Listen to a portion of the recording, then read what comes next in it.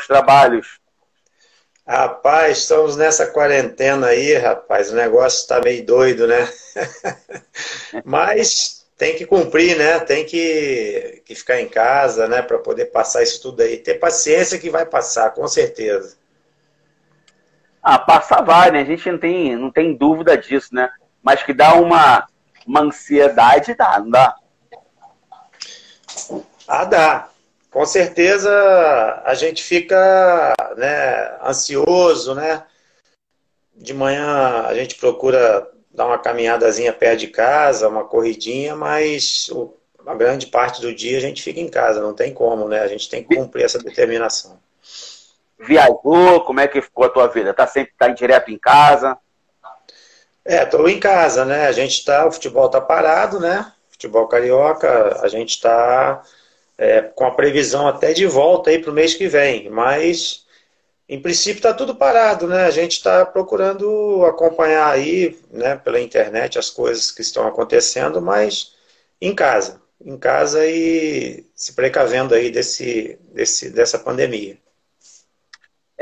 Assim, vamos trocando uma ideia, o pessoal está entrando, e assim, deixa eu te fazer uma pergunta. Como é que está essa preparação do time pequeno para a volta? Eu estou percebendo, não sei se é percepção minha, que está muito difícil para o time pequeno voltar, por conta de vários protocolos. Como é que está essa volta para o América, para voltar a treinar e tudo? Então, Fábio, primeiro eu vou fazer uma correção, hein? O América é grande. Ah, não. É porque assim, não é time pequeno, assim, time pequeno entre aspas, né? Desculpa, eu vou falar de novo, porque assim, eu sou América, eu já te falei. Então, assim, o time América realmente é grande. Mas assim, menor eu tô vendo. Menor investimento. Obrigado, Renato. Obrigado. Isso aí. E porque eu tô vendo também assim, o Botafogo e o Fluminense com uma dificuldade, eu não sei se é financeira, eu não sei se é política, eu não sei o que está acontecendo. O que você pode passar para a gente sobre isso? Então, veja bem, o Campeonato Carioca, ele, para nós, por exemplo, nós ficamos pendentes 2 jogos, né? E é onde nós estamos bem posicionados para permanecer na seletiva do próximo ano. Então, a gente está, lógico, a gente tem dificuldades também. Nós fizemos agora os exames com a comissão técnica, né, e os jogadores e alguns funcionários. A gente está se preparando para poder, assim que for autorizado, né, a liberação dos treinamentos e a federação ela autorizar e definir uma data para que a gente possa finalizar a competição, a gente está aguardando isso. É lógico, a gente tem muita dificuldade, mas a gente tem todo um protocolo, né, que está sendo seguido, que foi feito através da federação com os clubes, e a gente está procurando seguir esse protocolo para poder, quando retornar aos treinamentos, para finalizar a competição, a gente está com tudo preparado, tudo organizado, que é o que a gente tem feito, né, através do Dr. Marco Antônio, para poder a gente conseguir ter a estrutura necessária para poder voltar à competição. Porque precisa ter uma estrutura grande, pelo que está aparecendo, né? São testes na comissão técnica, são testes nos jogadores. Hoje eu estive conversando com o Alexandre Trindade, que vai vir amanhã na nossa live, que é preparador físico do Vasco. Só para ter um adendo aqui, um abraço, Pedrinho. Pedrinho esteve comigo ontem aqui, Pedrinho está aqui online. Renato, legal. O Edu Matil, o Ricardo Tominanga, o Jackson falou que foi teu atleta, também está aqui, que também jogou comigo. Pô, legal pra caramba. Gente, obrigado aí pela audiência, tá? E aí a gente tá vendo um protocolo, ele falou pra mim que fez o teste de Covid da garganta e fez o teste de Covid de sangue. A família dele toda teve que fazer o teste de Covid pro exame de sangue. Então é um protocolo grande. Eu ouvi que a federação ia ajudar. Como é que tá esse processo? Então, a gente tem esse protocolo, né, que foi estabelecido pela federação juntamente com os clubes, através dos departamentos médicos, e a gente tem procurado cumprir a risca, né? A gente tem feito na parte de estrutura do clube, né, para receber esses atletas, a comissão técnica, os jogadores. Então, a gente tem feito todo o procedimento que foi idealizado através desse protocolo. Então, o América hoje, né, assim que for autorizado, ele está na condição de poder retornar às atividades, dentro do que foi estabelecido pela federação. A gente tem as dificuldades, que é natural, mas eu acho que a gente vai conseguir cumprir tudo aquilo que foi estabelecido por esse protocolo. Ótimo. Gente, eu estava só batendo um papo com o Renato aqui, que há muito tempo que eu não o vejo, e a gente conversa muito quando a gente se vê. E assim, vamos começar oficialmente essa semana do futebol FS Clube. Nós estamos aqui hoje com o Renato Carioca. Nós vamos falar sobre o tema sonho em ser um atleta profissional de sucesso. Sonho em ser um atleta profissional de sucesso. Tenho chance vindo de um time pequeno e vindo do interior. Renato Carioca, obrigado, e dá aí as suas considerações iniciais para todo o teu público, para todo o público do FS Clube. Bom, boa noite a todos, é um prazer, né, poder estar participando dessa live com você, Fabinho, e prazer te reencontrar, lógico, né, a gente está longe lá da academia, mas a gente está aqui junto e vamos fazer aí uma live maneira. O nosso o nosso analista de desempenho, Renato Benato, também está aí participando, é um grande amigo, um excelente profissional também. Enfim, a gente vai fazer uma live maneira e o pessoal com certeza vai gostar. Com certeza. E vai aprender muito, porque assim, eu tenho pensado muito nessas lives sobre como é a vida do atleta e tudo. Ontem eu fiz a live com o Pedrinho Viana, depois quem quiser assistir, eu vou colocar disponível no YouTube, no FS Clube. O Pedrinho Viana, não sei se você conheceu, o Pedrinho era uma potência dos anos 90, na minha categoria, na época, e o Pedrinho era assim, um potencial. Ele falou ontem até, ele ganhava o mesmo salário com 15 anos do que um profissional do Flamengo. E ele não aconteceu. O tema dele foi, o craque não foi o que esperavam. E ele falou ontem que ele não sentia prazer em jogar bola. Então quem quiser assistir essa live toda, pode ir lá no FS Clube, que vai estar lá disponível a partir de amanhã. Tá bom? E Renato, vindo de Coatis, né? Coatis, de onde você veio? Exatamente, Coatis, cidade do interior do Rio, né? Divisa com Minas. Isso. Como é que começou a vida do Renato Carioca em Coatis? Como é que aconteceu isso? Então, eu como toda criança, né, do interior, gostava muito de jogar futebol, né? E comecei muito cedo a praticar o futebol, desde os 8, 9 anos, já em campos oficiais, em competições que tinham na região. Cheguei a jogar também pelo clube da cidade próxima, que é Porto Real, que jogava a competição dos campeonatos de Resende. E depois no Coatis Futebol Clube também, que é o clube onde eu praticamente fui criado e participei de campeonatos de Barra Mansa, já que Coatis era uma cidade, era um distrito de Barra Mansa, né? Hoje não, hoje já é cidade. Então eu participava dessas competições desde os 8 anos de idade. E surgiu uma oportunidade de eu poder ir para São Paulo, para o Cruzeiro de São Paulo, da 2ª divisão, onde o coronel, ex-lateral esquerdo do Vasco, hoje falecido, que Deus o tenha, que foi um pai para mim na minha carreira, que me ajudou muito. E ele me viu, né? Ele era muito amigo do meu pai de infância também. Enfim, ele me levou para São Paulo, para o Cruzeiro, fiz um período de treinamento e me ofereceu ao América, onde eu fui trocado, rapaz, por um jogo.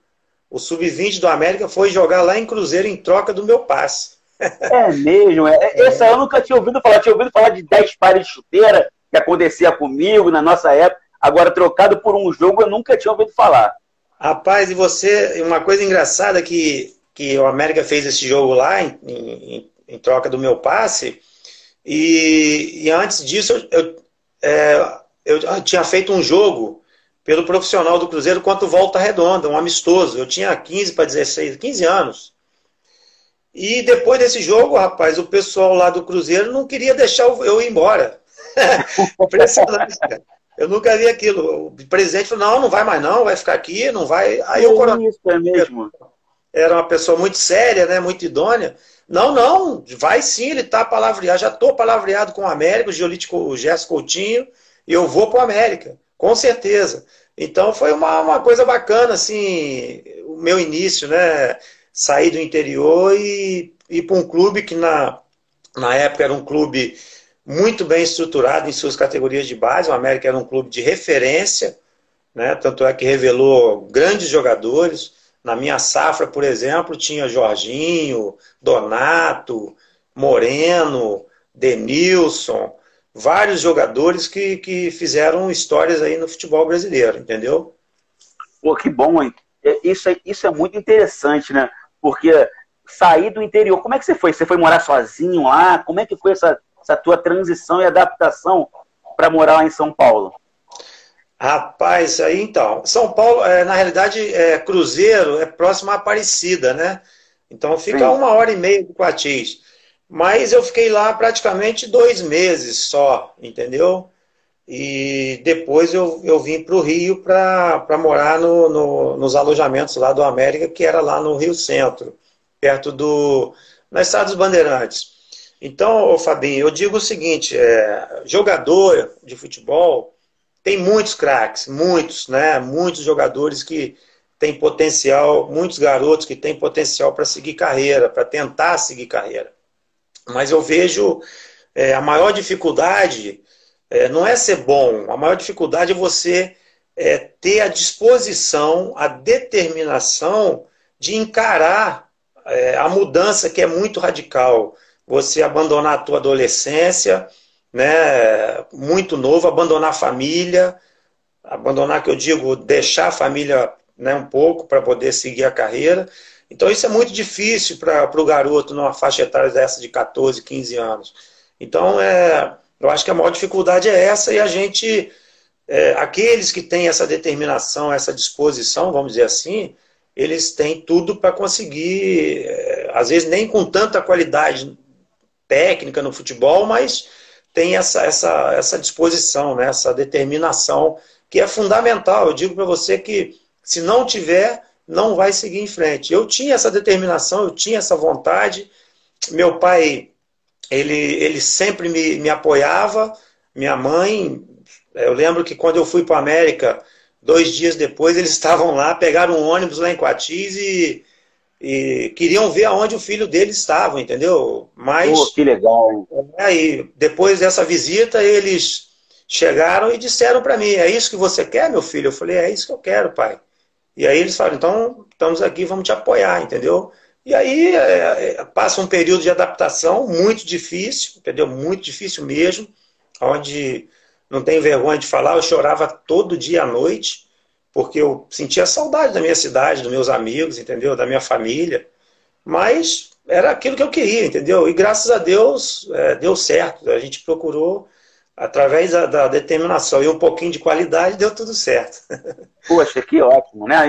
E deu muito. E assim, não tem como, assim, as lives que nós fizemos, as conversas, elas vão se complementando, né? Ontem a gente conversando com o Pedrinho, tinha muita gente assistindo ontem também, inclusive o Juan, vários atletas e tudo. E conversando com o Pedrinho ontem, ele falava o seguinte, né? Que é o que eu vou te fazer da pergunta. Ele falou: eu jogava bola, mas eu não sentia prazer em jogar bola. E aí eu perguntei para ele: mas Pedrinho, mas qual era o teu sonho? Ele falou assim: eu não tinha mais sonho de ser jogador de futebol. E ele foi jogador profissional, mas não foi aquele sucesso todo. Ele falou que perdeu essa vontade de jogar bola no dia que ele veio do Paraná, que o Flamengo ia deixar ele jogar um torneio de futsal lá, e o Flamengo proibiu e não deixou ele jogar esse torneio. Depois, quando ele veio embora para o Rio, ele percebeu que não era aquilo que ele queria. E para você, como é que ficava a tua cabeça vindo do interior? Vindo do interior antigamente era diferente, né? Não é como hoje, a acessibilidade como tem hoje, acesso a tudo. Como é que ficou a tua cabeça do Renato vindo do interior para o Rio de Janeiro, vivendo aquela capital e com adaptação de choro? Você ainda pensava muito em ser jogador de futebol? Como é que era o teu sonho e a vontade para isso? Então, Fabinho, eu digo o seguinte, você fez uma colocação importante. Nós, desse período aí, dessa década de 80, 90, nós, ex-jogadores, jogadores, a gente tinha uma coisa que era fundamental, que era gostar de futebol. Futebol para mim era tudo. Eu vivia no campo, a minha mãe tinha que me buscar para poder almoçar, para tomar café, porque eu vivia dentro do campo de futebol, entendeu? Então, era um prazer para a gente jogar futebol. E hoje, essa questão do Pedrinho, eu acredito que hoje muitos jogadores profissionais, né, não vamos generalizar, jogam porque talvez pela necessidade, ou pelo dinheiro, ou pela vontade de ter uma condição financeira melhor, mas talvez não tenham esse prazer de jogar futebol, de gostar do futebol, que era uma coisa que nós tínhamos na época, entendeu? A gente tinha essa determinação, essa vontade. Então, eu acho que isso também é muito importante. O fato de você gostar, de ter esse prazer, jogar por prazer, ser prazeroso, você gostar de jogar bola, é uma coisa também fundamental para que você tenha sucesso. Se você não tem o prazer, como o Pedrinho disse a você, ele se sentiu sem vontade, sem interesse. E acabou... Era trabalho para ele, totalmente trabalho. Exatamente. E para nós, com certeza, não era trabalho somente, era prazer. A gente gostava de ganhava dinheiro, tinha salário, mas mais do que isso, a gente vestia a camisa do clube e honrava aquela camisa. A gente se dedicava, a gente jogava pelo clube, não era só pela nossa família, pelos filhos, não. A gente jogava pelo clube também, entendeu? Porque era prazeroso pra gente. E eu sempre digo também o seguinte, o jogador que tem uma base no clube, como foi o meu caso, de 8 anos de América como jogador, quando você chega no profissional, é diferente, cara. Não adianta você dizer que sai dos 17, sub-20, chega no profissional, é diferente, a camisa pesa, você tem aquele prazer de jogar, entendeu? Porque você viveu toda uma história dentro do clube, você conheceu o clube, as pessoas, enfim, você tem prazer e você almeja chegar lá naquela situação de ser profissional. Então eu sempre digo, é uma coisa que a gente está hoje procurando dentro do América, valorizar isso, porque não adianta, o garoto que sai da base e chega no profissional, não venha me dizer que é tudo a mesma coisa, que não é. É diferente, entendeu? E é verdade. Ao que o Nando falou que Renatão, aqui é Fernando de Laje do Muriaé. Mandou um abraço para você. Fernando, amigo lá de Laje, Muriaé. Gente boa. Um abração aí, Fernando. Legal. E nós temos aqui nós temos aqui no FS Clube 2 corneteiros, né? São realmente assim, fala geral, os corneteiros, que é o Edu Matil e o Birija. E um dos corneteiros, que é o Edu Matil, ele perguntou para você o seguinte: se a diminuição dos campos nas cidades grandes estão afetando da maneira de jogar no jogador profissional. Então, primeiro eu vou falar um pouco do interior, né? Eu acho assim, o jogador, antes, quando vinha do interior, ele tinha uma certa vantagem sobre o jogador da cidade grande, porque ele já vinha adaptado ao campo oficial.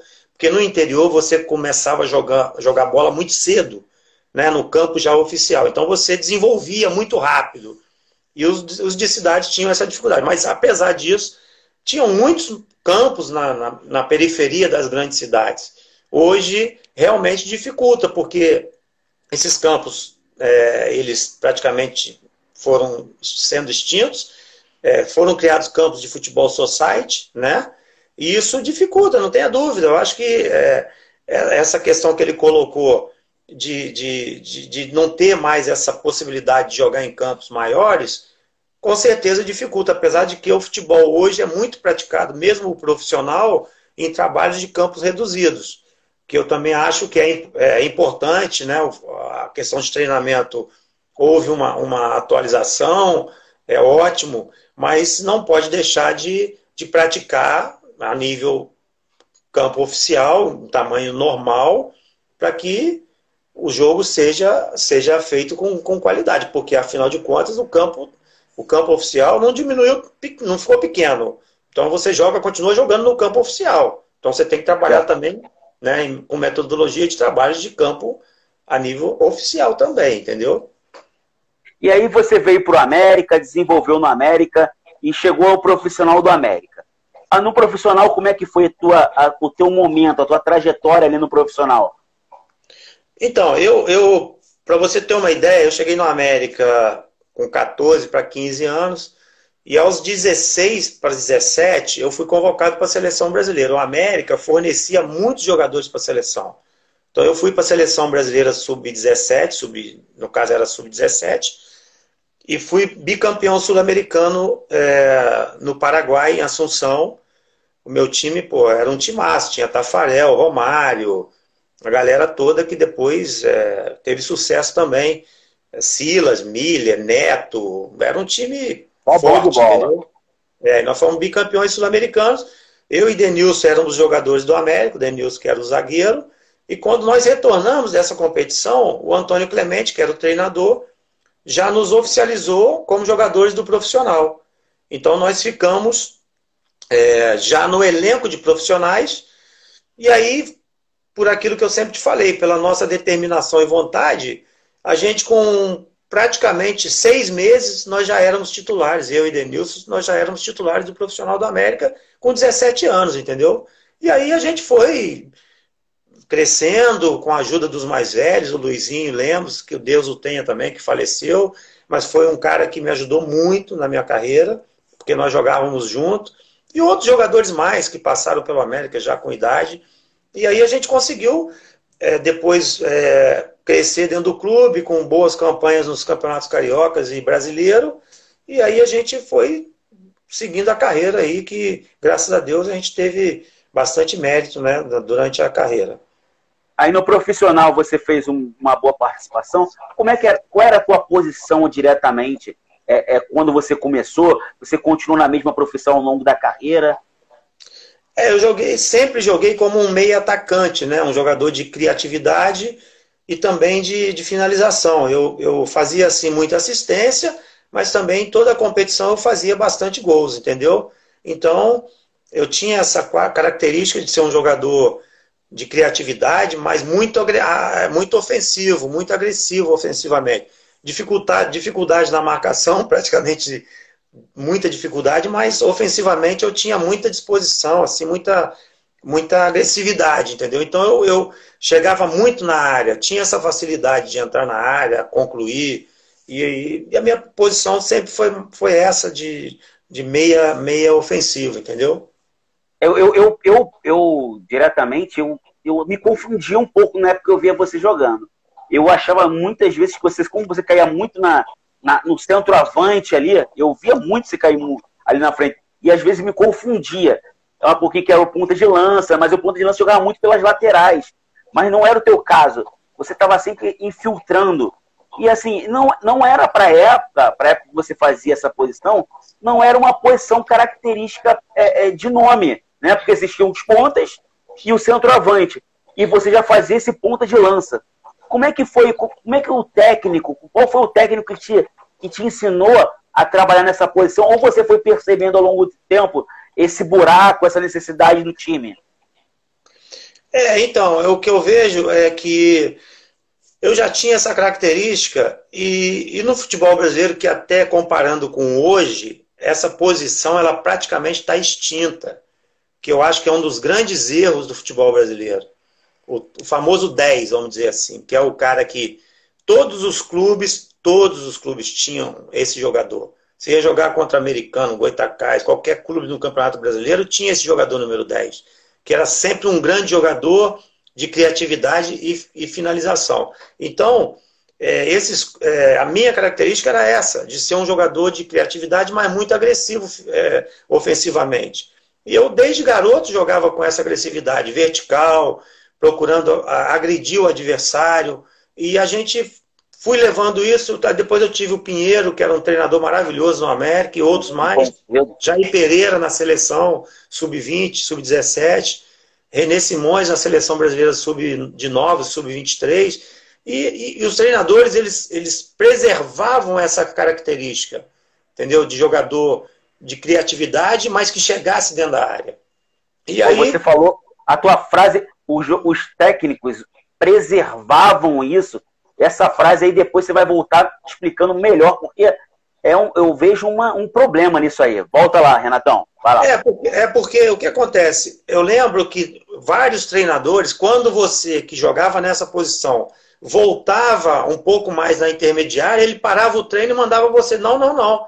Volta, fica lá na frente, que eu quero você para puxar contra-ataque, para poder ser agressivo. E é assim que eles faziam. Se você voltasse muito, ele reclamava, não queria. Os treinadores reclamavam. Então, era uma função que o futebol brasileiro fazia diferença a nível mundial com esse tipo de jogadores. Agora, hoje, infelizmente, você não tem, né, mais esse jogador centralizado e com essa agressividade. Poucos clubes têm. E quando tem esse jogador com essa característica, eles fazem a diferença. Porque realmente é um jogador que joga com, a gente chama de verticalidade, um jogador vertical que agride o adversário e que as jogadas vão desenrolando, ele está entrando na área como elemento surpresa para poder fazer os gols. E esse, se você falou essa frase, assim, eu considero você está sempre atualizado com o futebol e sempre esteve, né? Você nunca esteve longe do futebol diretamente. E assim, quando você fala essa frase que o técnico preservava os jogadores, não tem como nós não trazermos essa frase para os dias atuais. Hoje em dia, os técnicos não preservam as qualidades dos jogadores. Como é que é essa relação? Então, eu vejo assim, eu acho que a gente tem que entender também que o futebol mudou. Mudou. Eu não tenho dúvida, o futebol... mas eu também entendo que o jogador que jogou na década de 70, 80 ou 90 jogaria hoje também tranquilamente. E com a qualidade que tinha na ocasião, entendeu? Devido aos treinamentos e tudo. O que eu vejo é que o futebol, eles estão alegando o seguinte, está muito dinâmico, né? Muito veloz, muito corrido. Mas não deixa de um jogador que tem qualidade, você preservar ele para momentos decisivos. Ou seja, aquele, de repente, que não tem muita qualidade técnica, pode se sobrecarregar um pouco mais para poder favorecer esse outro jogador que tem a qualidade, que possa decidir uma partida, que possa fazer os gols necessários para a equipe vencer. Porque o que eu vejo hoje, muitos jogadores que têm muita qualidade, mas que em determinados momentos, eles estão lá na defesa, defendendo demais, e quando precisa lá na frente, ele não tem, talvez, algum poder de decisão, de força ou de condição física para poder resolver. Mas eu acho que é importante que esses jogadores de nível técnico bons possam ser melhor posicionados para poder agredir, criar situações para que a equipe vença a partida. O meu ponto de vista é esse, entendeu? Você não pode pegar um jogador que tem muita qualidade, acima da média, e botar ele para jogar, acompanhar o lateral até lá na defesa, ou no corredor. Enfim, eu acho que dá para você administrar isso. Mesmo sendo um futebol dinâmico, um futebol de velocidade, para você organizar. Agora, isso depende do treinador, a competência dele para poder organizar esse tipo de jogo para que o jogador tenha essa facilidade.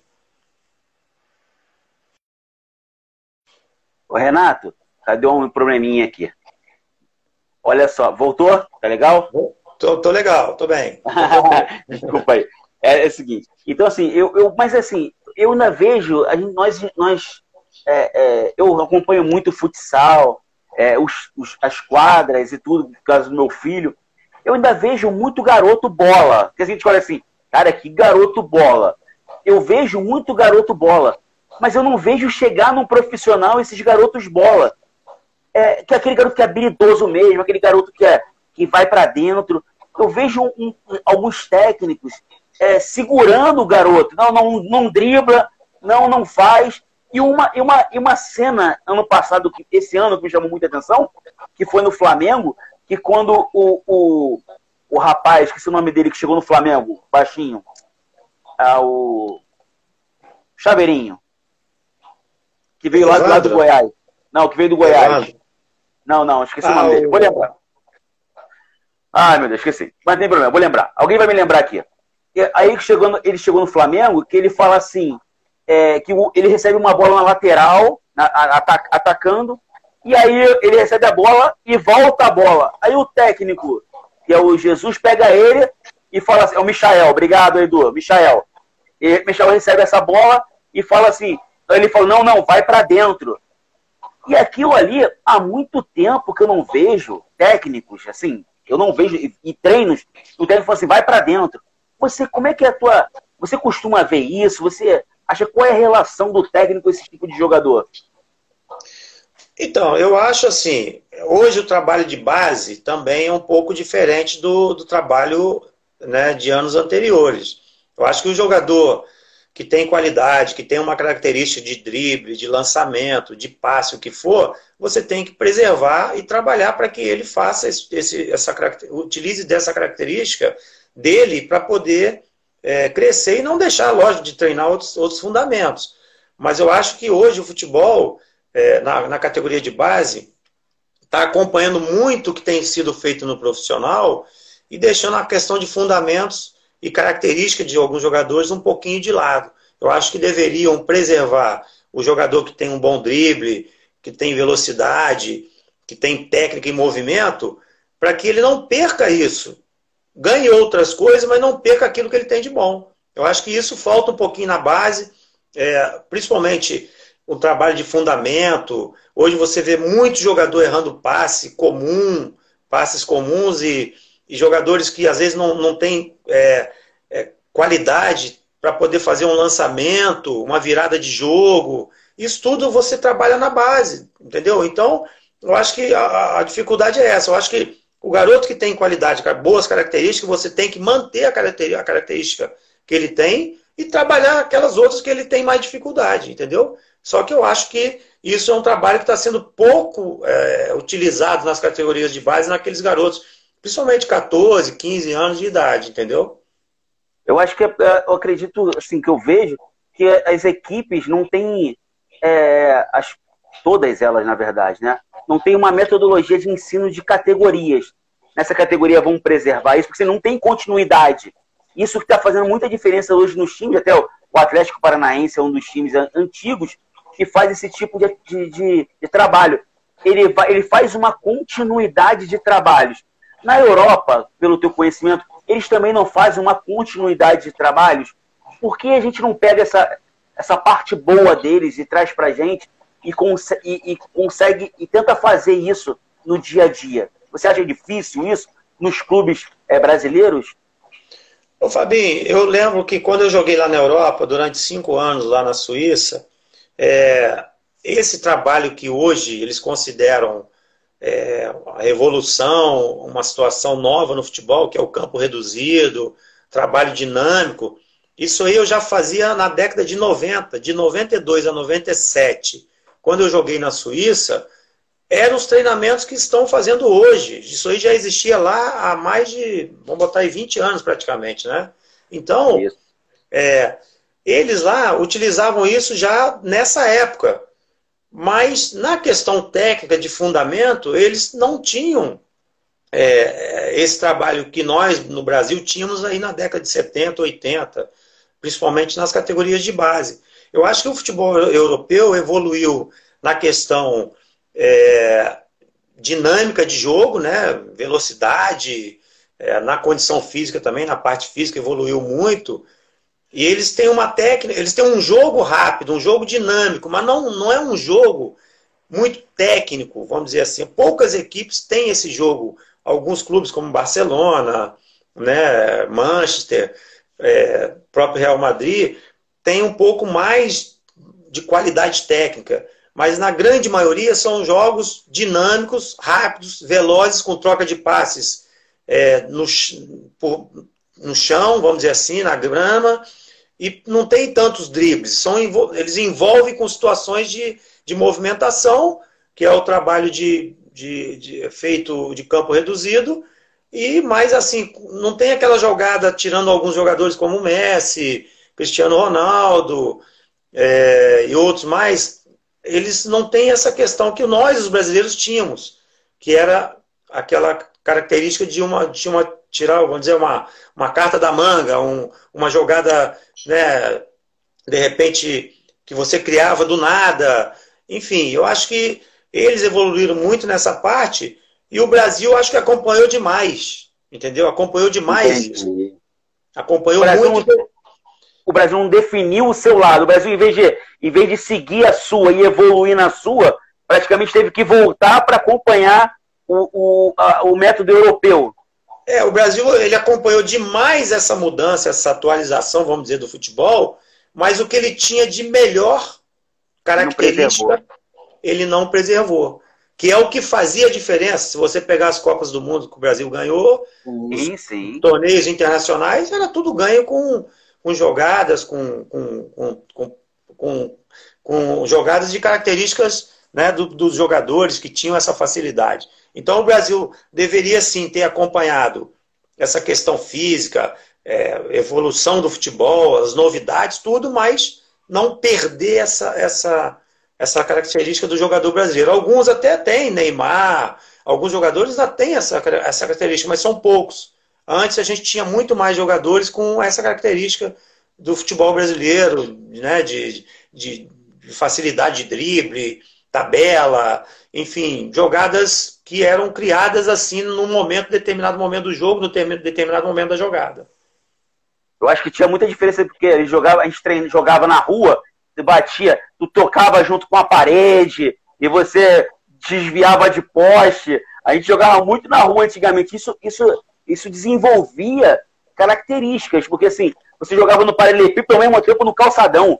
Então, assim, isso vai desenvolvendo. Hoje em dia não tem isso. Hoje em dia as crianças, tem muitos garotos bons de bola, mas já começam jogando logo em futsal, em campo. Não tem adaptações diferentes. A gente chama isso no treinamento de fartlek, na verdade. São variações de estímulos.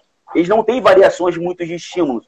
Tem aqui o Kim, que está aqui, que trabalha contigo lá na América. Não sei se você conhece. O Kim está aqui na live. Tem aqui tem um rapaz aqui que falou o seguinte, ó. O Dinho Flu falou assim, Sapê de Paraíba, mandou um abraço para você, Renato. Amigo lá, gente boa. Dinho, um abraço aí pra galera lá de Sapê. O Marreco falou que você começou no campinho do Jomelo. É verdade isso? É verdade também.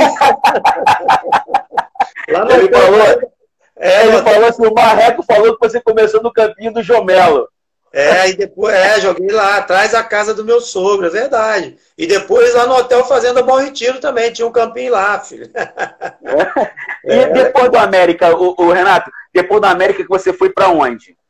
Então, depois do América, né, que eu fiz aquele Campeonato Brasileiro, que nós chegamos em terceiro lugar, né, fizemos a semifinal com o São Paulo, eu permaneci ainda um tempo no América, porque o América não queria me liberar, né, apareceram vários clubes para me comprar, mas chegou uma hora que não teve momento, não teve condição, eu fui para o Flamengo, entendeu? E logo depois da Copa União, em 88. Joguei lá por 2 anos e meio, fiz uma dupla muito boa com o Bebeto, a gente fez muitos gols no Campeonato Carioca de 89, fizemos bons campeonatos, brasileiro e carioca, e depois você quer que eu fale um pouquinho mais agora dessa sequência da carreira? Pode falar, fica à vontade. Então, aí no Flamengo eu tive essa passagem de 2 anos e meio, né? Foi muito bom para mim. Pena que a equipe que nós tínhamos, nós perdemos a final, né, para o Botafogo, em 89, e acabou que todos foram praticamente negociados. Eu fui para o Fluminense, fiquei 3 anos no Fluminense, formando dupla lá de ataque, principalmente com o Ézio e o Bobô, e também tínhamos um bom time, fomos campeões da Taça Rio, Taça Guanabara. E depois eu fui para a Suíça, onde eu fiquei 5 anos, e no Servette de Genebra, e retornei ao Brasil para o Botafogo, onde fui campeão carioca em 97. E depois, em seguida, joguei ainda no Emelec do Equador durante quase um ano, e depois encerrei a carreira já com 35 anos, mais ou menos 34. 35 anos? Pô, jogou bem, bastante tempo. O rapaz falou assim aqui, falaram aqui, um corneteiro aqui que é botafoguense aí, né? Botafoguense tricolor, mas acho que é anti-flamenguista. É mais fácil falar assim. Ele falou assim, não tem como não lembrar o gol do Renato contra o Flamengo durante 1-0. Como é que foi aquele momento? Porque assim, chamavam aquele time de time reserva, o treinador era time reserva. Como é que foi aquela situação? Como é que chegou naquele momento o Botafogo e você também? Rapaz, aquilo ali, como eu te falei, eu voltei da Suíça para o Botafogo, joguei o Brasileiro de 86, de 96 e depois em 97, no Carioca, nós tínhamos um grupo excelente. O treinador era o Joel, né, Joel Santana. Nós tínhamos um timaço e um plantel muito forte. Tanto é que nós ganhamos a Taça Guanabara, vencemos todos os jogos. Foram 11 vitórias. Entendeu? E teve esse jogo que ele estava dizendo, foi um jogo onde nós, apesar de já termos ganho os 11 jogos, criaram mais um jogo com o Vasco para poder fazer a final. Ou o Flamengo, no caso. Só que o Flamengo jogaria o último jogo contra a gente e dependia apenas do empate para fazer a final contra a gente. E nesse caso o Joel optou, que é uma coisa inédita no futebol, eu nunca vi isso, ele pôs o time todo reserva, que não vinha jogando, eu não vinha jogando, ficava no banco, entrava quase que todos os jogos, mas ele pôs todo o grupo que não vinha jogando, que eu não vou dizer que era um grupo reserva, mas o grupo que não vinha jogando, inclusive o treinador. O time foi dirigido pelo Valinhos. Então, eu acho que isso aí é um fato inédito, que eu acho que, se fala vai entrar com o time reserva, mas sempre tem 2, 3 titulares, o treinador permanece, mas nesse caso não, ficaram todos.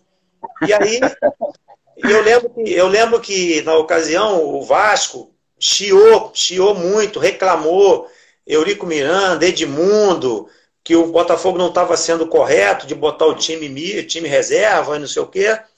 Enfim, eu sei que nós fomos pro jogo, nosso time era muito bom, né? Tinha o Zé Caso, o Zé do Gol, o França, Bruno Carvalho, era um timaço. E aí a gente, acabou que eu fiz um gol, o primeiro gol 1-0, e acabou que a gente venceu o jogo, ganhamos o jogo no Maracanã, e o Flamengo ficou fora e entrou o Vasco.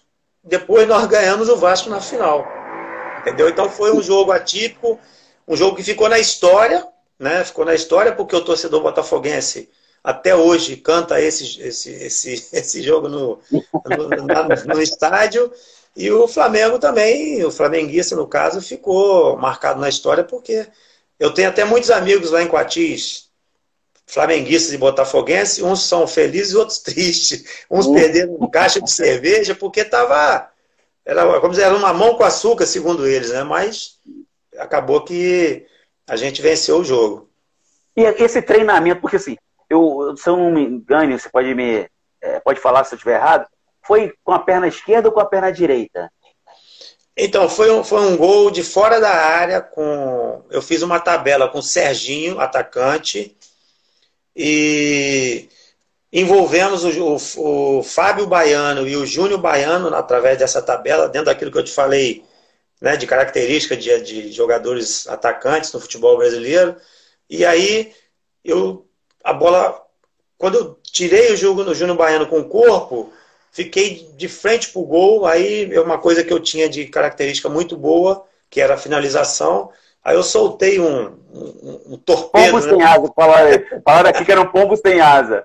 Mas foi com a perna direita ou foi com a perna esquerda? Foi com a perna direita. E acertei o ângulo, né? Um golaço que ficou na história, realmente um gol sensacional, entendeu? Você estava bem com as duas pernas? Como é que era teu treinamento com isso? Então, eu sempre fui destro, mas como eu te falei, na categoria de base se treinava muito fundamento. Então eu aperfeiçoei muito a minha perna esquerda ao ponto é muito, Renato. É muito. Eu vou dizer assim, vou dizer para você, eu até hoje eu achava que você ainda era canhoto. Eu nunca te perguntei pessoalmente isso, mas assim, eu ainda achava que eu te via como canhoto. Até hoje eu te via como canhoto. Agora, para mim, que você virou destro, mesmo com gol sem perna direita. Eu na base, a gente tinha muito esse trabalho de fundamento. Então eu aperfeiçoei muito a minha perna esquerda, usava muito para passe, lançamento e inclusive finalização. Tem vários gols que foram feitos com perna esquerda, mas a minha perna principal, que eu utilizava mais, era a perna direita, entendeu? Mas a base me proporcionou isso, do trabalho, de poder, repetição, ter melhorado bastante. Deixa eu mandar um abraço pro Velho, que é um grande amigo meu, que está mandando mensagem aí também. Um grande parceiro. Tem o Joel, você aqui também mandou, falou assim, fala meu amigo, quanto abraço, parabéns pela entrevista. Várzea da Oficina, e amigos que saúdam o tempo de Minas Clube. Minas Clube, Isso. Legal, legal. Um abraço para todos. Pô, tem pessoal até reclamando de você aqui. Falou que você não. Falou que estão chateados que você não bota foto no teu Instagram de quando você jogava, porque o pessoal quer ver. Aí, agora é contigo aí. Fabinho, se eu falar para você que a maioria das fotos que colocam no Facebook são torcedores que colocam. Eu sei disso. Eu acho que é legal as redes sociais, pô, todo mundo participa, é maneiro pra caramba, eu gosto. Mas não sou muito refém, não, entendeu? Eu sei disso. Amigos do Varanda ligado aí, tem muita gente ligada aí nessa live. Meu irmão tá aí também. Meu irmão, Alcindo. Alcindo entrou aqui agora, Alcindo. Meu irmão. Amigos do Varanda. O bar lá em Quatis, um amigo nosso lá, o Lopinho. Gente boa. Nós estivemos juntos no final de semana lá no hotel do Marreco. Tudo galera boa lá de Quatis. Pô, que legal. Você frequenta bastante Quatis? Como é que é a tua relação com Quatis? Eu nunca deixei, né, cara? Desde que saí de lá com 14 anos, era uma das coisas que eu mais preservei na minha vida, é família, amigos, entendeu? E sempre que eu tinha uma folga, e hoje mais ainda, porque hoje eu tô mais, vamos dizer, um pouco mais tranquilo, né? Eu tô sempre lá, entendeu? A minha esposa também, ela é de Quatis, a família, entendeu? Então, eu realmente tenho uma paixão muito grande por essa cidade onde eu nasci. E o cara que sonha em ser um atleta profissional de sucesso, tem chance vindo de um time pequeno e vindo de interior, Renato? Hoje em dia? Eu acho que tem muito mais chance do que na minha época. Por quê? Por que isso? Porque na minha época, para você chegar ao time grande, você tinha que fazer muita coisa. Tinha que realmente demonstrar a tua qualidade e ter uma regularidade, que era o mais importante. Porque se você fizesse um campeonatinho bom e depois no outro não fosse bem, era mais um. Hoje, eu vejo que os clubes grandes, eles contratam muito mais rápido jogadores de clubes de menor investimento, de clubes menores, do que na minha época. Porque na minha época você tinha que fazer 2, 3 campeonatos seguidos bom para poder sair para um time grande. E hoje eu acho que já é diferente. Hoje existe todo um marketing, né, uma mídia, que isso facilita. Então o garoto hoje, que faz um campeonato pequeno e pouca coisa, ele já está indo para um time de maior expressão, com muito mais rapidez do que na minha época. E Quatis tem escolinha? Então, assim como todas as cidades, né, do interior, no geral, o futebol diminuiu muito, né? Porque hoje a geração da garotada é internet, né? Tecnologia. Então, diminuiu muito a questão de garotos que gostam, que têm interesse por futebol. Mas tem algumas atividades. Você tem algumas pessoas que ainda acreditam, né, que o futebol pode tirar as crianças do caminho ruim, né, vamos dizer, das drogas, bebida. E lá em Quatis tem até um trabalho muito legal do Jabuti, que é um amigo nosso lá, que meu irmão, o cara trabalha praticamente sozinho, com uma ajuda de algumas pessoas, e consegue ainda fazer um trabalho legal e manter várias crianças longe de situações complicadas de hoje em dia, entendeu? Mas tem ainda algumas pessoas que fazem esse trabalho. Eu acho que o grande papel do futebol, né, é ser um meio, né? Um meio para levar a criança para algum lugar, tirar das drogas, levar para estudar, e não um fim. Durante muito tempo o futebol foi tratado como um fim, que é só para ser jogador de futebol. E eu acho que hoje em dia não, hoje em dia o esporte tem uma diferença nisso. Como é que era a tua relação antigamente com essa parte não sua, que você via em relação a drogas, a bebida, a isso tudo em volta do futebol? Ainda é uma coisa difícil? Como é que está essa geração de hoje? Você que é supervisor do América. Então, eu acho que a questão é o seguinte, a gente, quando praticamente caminho para o futebol, é uma fase de adolescência, né? Juventude. E apesar de você ter muita determinação de seguir a carreira, de vencer, mas faz parte da adolescência, para a grande maioria dos jovens, a festa, né? A balada, a bebida. E, enfim, eu acho que é uma coisa que você tem que ter muita cabeça, né? Para poder conviver com isso e saber a hora certa, o momento certo, de repente ter uma recaída, tomar uma cerveja, uma bebida, mas tudo tem sua hora, tudo tem seu momento. Mas eu acho que no futebol, acho que a maior dificuldade é essa, porque é uma vida de muita pressão, entendeu? É uma vida de muita pressão, de cobrança, e você tem que estar preparado para esses momentos, principalmente quando você tem folga, férias, e você saber o momento exato para poder curtir a tua vida paralelamente ao futebol. Então eu acho que é uma coisa que existe, muitos jogadores. Na minha época eu joguei com jogadores que fumavam, entendeu? Hoje eu acho mais difícil, eu acho que é uma coisa, a consciência também, né, hoje é muito maior. Mas jogador que bebe, isso ainda tem, com certeza que tem jogadores que tomam a tua cerveja, uns mais, outros menos, mas é importante saber esse momento, né, para poder não prejudicar a carreira. Renato, eu não quero te colocar em polêmica, né, mas é uma pergunta normal para quem conhecedor de futebol como você. Foi uma pergunta que fizeram. Você acha que o material humano, o treinador brasileiro, não está sabendo utilizar o material humano formado aqui, em termos de diversos jogadores, que aqui são criticados, tidos como medianos, e quando vão para a Europa, conseguem ser jogadores importantes em diversos times de ponta? Como exemplo de Fernandinho no City e Fabinho no Liverpool. Fabinho, eu acho o seguinte, o Brasil sempre foi, como eu disse aqui, é um celeiro de grandes jogadores. E nem sempre todos têm a oportunidade de jogar aqui. E alguns, com a globalização, com a facilidade de se ir para o exterior, muitos jovens, como eles, Fernandinho e outros mais, talvez não tenham tido oportunidade aqui, mas eram bons jogadores e foram para a Europa pela facilidade de hoje em dia ter essa possibilidade. E com isso conseguiram se dar bem. Eu acho que o Brasil tem muitos jogadores bons e às vezes não tem a oportunidade de jogar aqui no Brasil. Não é questão de treinador, nós temos excelentes treinadores, treinadores campeões, treinadores que fazem um trabalho maravilhoso aqui no Brasil.